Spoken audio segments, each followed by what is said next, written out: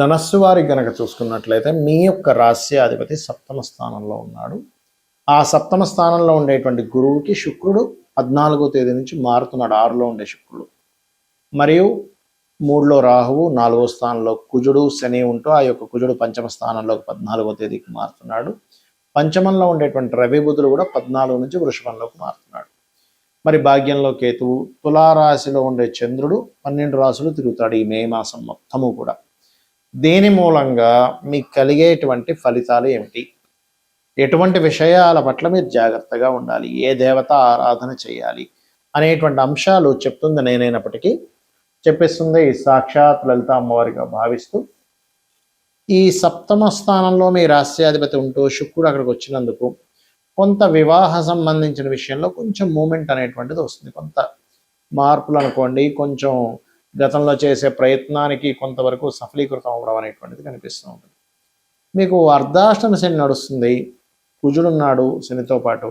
కుజుడు ఎప్పుడైతే పక్కకి వెళ్తాడో కొంత ఈ భూ సంబంధించిన వివాదాలు, గతంలో ఎవరికైనా భూమి కొనుక్కుందామని డబ్బులు ఇస్తే వాడు రిజిస్ట్రేషన్ చేయరు, ఇంకోటి ఇబ్బందులు వస్తూ ఉంటాయి.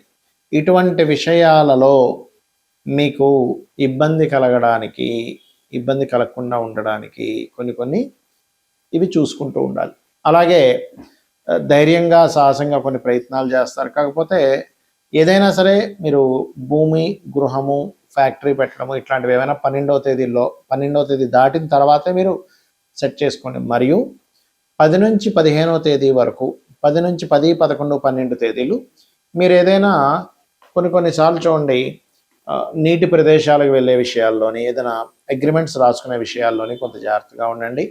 13, 14, 15 తేదీలు మాత్రం ఎట్టి పరిస్థితుల్లో మీరు విద్యా విషయంలోని, తల్లిగారి విషయంలోని, ఏదైనా ఒక భూ సంబంధించినటువంటి కొనుగోలు చేసే విషయంలోని కాస్త జాగ్రత్తగా ఉండాలి. రాజకీయ నాయకులకి మీరు తీసుకునే నిర్ణయాలు, 14వ తేదీ లోపల తీసుకునే నిర్ణయాలు మీకు ఒక మంచి యోగాన్ని కలిగించనున్నాయి. వివాహ సంబంధించిన విషయాలు కూడా 14 తర్వాత మీరు తీసుకోవడం మంచిది. 6వ స్థానంలో శుక్రుడు ఉన్నప్పుడు ఏంటంటే సహజంగానే ధనుర్లగ్నం వారికి లేదా ధనస్సు రాశి వారికి ఈ శుక్ర ప్రభావం ఏదైతే ఉందో దీని మూలంగా కొంత ఇబ్బంది అనేటువంటిది కలగనుంది. కాబట్టి ఏదైనా వివాహ నిర్ణయాలు 14 తర్వాత తీసుకోండి. పుణ్యక్షేత్ర దర్శనాలు చేయడం మంచిది. గణపతి క్షేత్రాలకు కానీ, సూర్యక్షేత్రాలకు కానీ వెళ్ళడం మంచిది. ఉద్యోగ అవకాశాలు కొద్దిగా ముఖ్యంగా క్రియేటివ్ ఫీల్డ్లో ఉండేటువంటి వారికి, మరియు అదేవిధంగా ప్రభుత్వ ఉద్యోగం కోసం వెతుక్కునేటువంటి వారికి ఈ యొక్క నెల చాలా అనుకూలంగా ఉంది. రవి బుధులు కలిసి ప్రయాణం చేస్తున్నారు కాబట్టి ఇక మీరు నిత్యము చేయవలసినటువంటి దేవత ఆరాధన గమనించుకున్నట్లయితే సుబ్రహ్మణ్యేశ్వర స్వామి యొక్క ఆరాధన. ఇంకోటి ఏంటంటే పంచమంలోకి ఎప్పుడైతే కుజుడు వెళ్తున్నాడో 12వ తేదీ నుంచి కొంత స్నేహితులతోని, సంతానముతోని, ఇష్టపడిన వారితోని తెలియని కొన్ని ఘర్షణలు ఉంటాయి. ఆ విషయంలో కొంత జాగ్రత్తగా ఉండండి. మీరు సుబ్రహ్మణ్యేశ్వర స్వామి ఆరాధన లేదా లక్ష్మీ నరసింహస్వామి యొక్క ఆరాధన చేయండి, అన్ని విధాలు బాగుంటున్నాయి. ఇక్కడ ఇప్పుడు ఉన్నటువంటి పరిస్థితులు ఏవైతే ఉన్నాయో, బయట ఉండేటువంటి పరిస్థితులు ఈ శని కుజుల కలయిక వల్ల కొంచెం మన ఇండియాలో కూడా కొంత ఈ బాంబులు పేలడం అనుకోండి, లేకపోతే కొంత ఉద్రిక్తంగా ఉండే ప్రభావం పెరుగుతుంది. అంటే అలాగా కొంచెం ఎండ మనకు చూడండి, బయట తీవ్రంగా పెరగడం ఎండ, ఆ ఎండ వస్తూనే ఒకటేసారి అంటే వాతావరణంలో జరిగేటువంటి మార్పులు ఏమిటి అంటే విపరీతమైన ఎండలు, దాంతోపాటు సడన్గా ఉన్నటువంటి వర్షాలు శని కుజుడు కలయిక వల్ల. అదేవిధంగా ఎక్కువ రద్దీగా ఉండేటువంటి ప్రదేశాల్లో ఎక్కువగా తిరగకండి, చాలా జాగ్రత్తగా ఉండండి.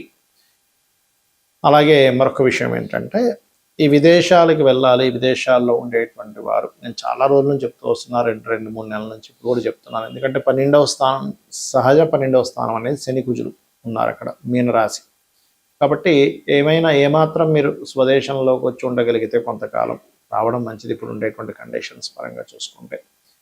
అలాగే ఇక్కడ రైతుల విషయం కనుక చూసుకున్నట్లయితే కాస్త ఈ వంకాయ కానివ్వండి, లేనట్లయితే మామిడి పళ్ళు, అరటి పళ్ళు పండించేటువంటి వారు కాస్త జాగ్రత్తగా ఉండాలి, గుర్తుపెట్టుకోండి. అలాగే మరొక విషయం ఏంటంటే ఇక్కడ చాలామంది ఈ ఏలినాటి శని ఇప్పుడు మనకి ఎవరెవరికి ఉంది, ఏ రాసుల వారికి ఉంది, మేషంకి ఉంది, కుంభానికి ఉంది, మీనానికి ఉంది. సో ఈ 3 రాసుల వారికి కుజుడు కలిసినందుకు శనితో ఆ ఏలినాటి శని ప్రభావం తగ్గుతుంది. కానీ ఆ 2 గ్రహాల యొక్క ప్రభావం ఉంది కాబట్టి ఏలినాటి శని 3 రాసులకు చెప్పుకున్నాం మనం. అష్టమ శని సింహం వారికి ఉంటుంది, మీనము వారికి అర్ధాష్టమ శని ఉంటుంది. కాబట్టి వీరందరూ కూడా శనికుజ గ్రహాల దగ్గర దీపారాధన చేయడం ముఖ్యంగా తెలుసుకోవాలి. ఇంకొకటి ఏంటంటే షేర్ మార్కెట్ కారకుడైనటువంటి బుధుడు ఈ యొక్క శని కుజ గ్రహాల మధ్యన వస్తున్నాడు కాబట్టి షేర్ మార్కెట్లో మీరు ఎప్పుడూ చూడనటువంటి ఫ్లక్చుయేషన్స్ జరగనున్నాయి రాబోయే 25 రోజులు కూడా గుర్తుపెట్టుకోండి. బుధుడు వస్తున్నాడు మీన రాశిలోకి. ఇది చాలా చాలా చాలా ఇంపార్టెంట్ అయినటువంటి విషయం, అది ప్రధానంగా గుర్తుపెట్టుకోండి. అలాగే మరొక విషయం ఏంటంటే ఇక్కడ ఈ ట్రేడింగ్ చేసేవాళ్ళు, షేర్ మార్కెటింగ్ రిలేటెడ్ సంబంధించినటువంటి వాటిలో ఉండేటువంటి వారు మరియు మార్కెటింగ్ రంగాల్లో ఉండేటువంటి వారు ఈ యొక్క విషయాల్లో జాగ్రత్తగా ఉండాలి. అయితే ఎప్పుడు కూడా గోచారం అనేటువంటిది మనకి కొంత పర్సెంట్, ఒక 10 to 15% పనిచేస్తే మన పర్సనల్ చార్ట్ ప్రధానంగా పనిచేస్తుంటుంది అక్కడ. కాబట్టి మీ జన్మజాతకంలో గ్రహాలు ఎలా ఉన్నాయి, జన్మజాతకంలో లగ్నం ఎలా ఉంది, లగ్న బలం ఎలా ఉంది, దానివల్ల మీరు ఎదగడం అనేది జరుగుతూ ఉంటుంది. మీ శారీరక సంస్కృత కానివ్వండి, ఇవన్నీ జరుగుతూ ఉంటాయి. ఇక 2వ భావం ధనస్థానం, అంటే మీకు ధనయోగం ఏ రకంగా ఉంది అనేది ధనభావాన్ని బట్టి చూసుకోవాలి, అంతేగాని ఎల్నాటి వచ్చింది కాబట్టి ధనం లేదనుకోవడానికి కాదు అక్కడ. అలాగే మరొక విషయం ఏంటంటే ఇక్కడ గమనించినట్లయితే ఇక 3వది ఏంటి, అన్నదమ్ములతో ఉండే సఖ్యత, ఎప్పుడు ఏ ప్రాపర్టీ తీసుకోవాలి 4వ భావంలోని, సంతానం గురించి 5వ భావంలోని, రుణరోగ శత్రువుల గురించి 6వ భావంలోని, వివాహం ఎప్పుడవుతుంది అనేటువంటి 7వ స్థానంలోని, అదేవిధంగా మీ యొక్క ఆయుష్ అంటే కొంచెం ఏదైనా ఆకస్మిక సంఘటనలు ఉన్నాయా, లేకపోతే తల్లిదండ్రులతో ఉండే రిలేషన్ 9వ స్థానంలో, అదే రకంగా మీ యొక్క కర్మ అంటే కొంతమందికి వృత్తిపరంగా విదేశాలకు వెళ్తే కొంతమంది బాగా సక్సెస్ అయితే, కొంతమంది స్వదేశంలో బాగా సక్సెస్ అవుతారు. కాబట్టి విదేశాల్లోకి వెళ్తే బాగుంటుందా, స్వదేశంలో బాగుంటుందా అనేటువంటి ఒక క్లారిటీ అనేటువంటిది మీకు మీ 10వ భావాధిపతి ఎక్కడున్నాడనే దాని మీద వస్తుంది. కాబట్టి ఏంటంటే ఇన్వెస్ట్మెంట్స్ కానివ్వండి, బిజినెస్ రాణించేది కానివ్వండి, అన్నీ మీ జన్మజాతకంలో ఉంటాయి. గోచార ఫలితాలు కేవలం 10 to 15% మాత్రమే, ఇది ప్రధానంగా గుర్తుపెట్టుకోండి. అలాగే సరే జాతకం లేదు, అప్పుడు ఏం చేయాలి, మీరు చక్కగా మీ యొక్క జాతకం లేనంత మాత్రం చేత చింతించకుండా అమ్మవారి యొక్క ఆరాధన నిత్యము లలితా సహస్రనామాలు, లేదా విష్ణు భక్తులు అయినట్లయితే విష్ణు సహస్రనామాలు, శివభక్తులయ్యారు శివ సహస్రనామాలు చేసుకోండి. మనము మన జాతకాన్ని తెలుసుకొని ఒక జ్యోతిలాగా, అంటే జ్యోతిష్యము అంటే ఒక వెలుగులాగా మనకు ముందే కనబడుతుంది ఏంటి, వాట్ ఈజ్ వాట్ అనేది. దాన్ని బట్టి మనం ఎలా అయితే నిర్ణయాలు తీసుకొని ముందుకు వెళ్తూ ఉంటామో, జాతకం తెలియదు అప్పుడు ఏం చేస్తాము, దేవుని మీద భారం వేసి ధర్మబద్ధంగా మన పని మనం చేసుకుంటూ వెళ్ళిపోతూ ఉండాలి.